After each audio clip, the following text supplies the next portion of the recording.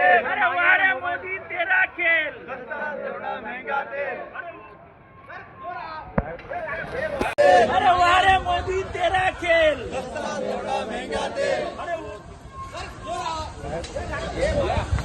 अरे वारे मोदी तेरा खेल, महंगा तेल, अरे वारे मोदी तेरा खेल, महंगा तेल।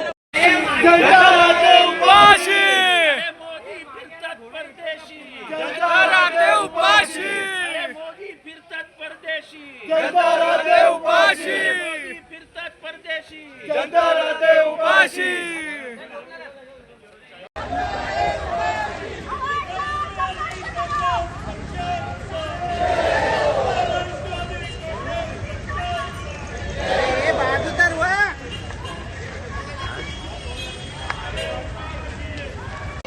आले आले, चला चला मागे।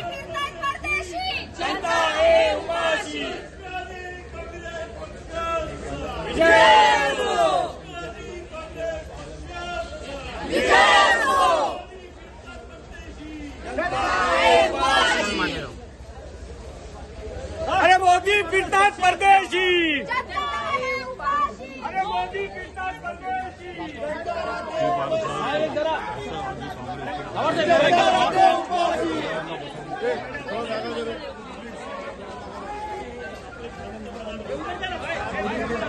इंधन वाचवा। आज आम्ही महानगरपालिकेत चाललोय बैलगाडी घेऊन आणि आम्ही महापौरांना लिहिणार आहोत पेट्रोल डिझेल वापरू नका। आता दौऱ्यामध्ये जसे मंत्री जे 20-25 गाड्या घेऊन फिरतात, त्यामुळे काय पेट्रोल डिझेल वाया जाते नाही, त्यांच्याकडे दौरा कमी करा आणि सत्ताधाऱ्यांनी सीएनजीचा वापर करा।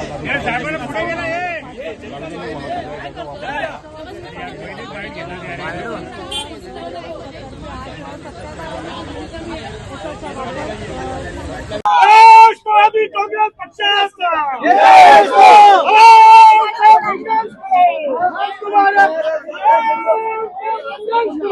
निलेश सर पार्टी नको जायला, बाईट भेटणार। मोदी सरकार, मोदी सरकार, मोदी सरकार, मोदी सरकार, मोदी तेरा खेल। अख्ख्या देशाला संदेश आहे की या देशाची परिस्थिती काय पातळीवर आणून ठेवली आहे मोदी साहेबांनी। बंगालचं इलेक्शन होईस तर चूप बसले, त्याच्यानंतर सर्व नाटक सुरू झालेलं आहे। स्वतः परदेशी फिरायचं आणि लोकांनी इथे उपाशी राहायचं। एक प्रसिद्ध घोषणा आहे, वारे मोदी तेरा खेल, सस्ती दारू महंगा तेल। आज तेलाचे भाव गगनाला भिडलेत, काय नाही फरक पडत। इथे एकेका मंत्र्याच्या मागे 60-60 गाड्या फिरतायत। सगळा तमाशा करून टाकला देशाचा। गरिबांनी मरा। मोदींच्या ताफ्यामध्ये, भाजपच्या ताफ्यामध्ये अनेक गाड्या फिरतात, मात्र पाहिलं तर बघा, त्या ताफ्याचा प्रश्न आहे। प्रश्न हा आहे, या देशाची परिस्थिती गेले 1-2 वर्ष अशीच आहे आणि ही अजून ह्याच्यापेक्षा खाली जाणार आहे। परिस्थिती सुधारणार नाहीये। महाराष्ट्र देशामध्ये कधी नव्हे एवढी महागाई होणार आहे। चायना युद्धाच्या वेळेस लाल बहादूर शास्त्री यांच्या काळामध्ये जशी महागाई झाली होती आणि त्यावेळच्या देशाच्या नागरिकांना जशी अमेरिकेला डुकरांना खायला घातलेली ज्वारी खायला लागत होती, तशी ज्वारी आणि बाजरी आपल्याला खायला मिळणार आहे। ते दिवस परत येणार आहेत। ट्रम्प आपल्याला मदत करणार नाही। ट्रम्प आपल्याला 30 डुकरांना खायला घातलेली ज्वारी, बाजरी, गहू ते आपल्याला पाठवणार आहे आणि परत दादागिरी पण करणार आहे। युद्धामुळे हा परिणाम झालेला आहे, मात्र पण आपल्याला कळायला नको कोणाची बाजू घ्यायला हवी। इराण आपला मित्र होता ना, जे बोलतात ना की चलो जिहाद करेंगे म्हणून पेट्रोल जिहाद करा, आपल्या गाड्यांमध्ये पेट्रोल भरू नका,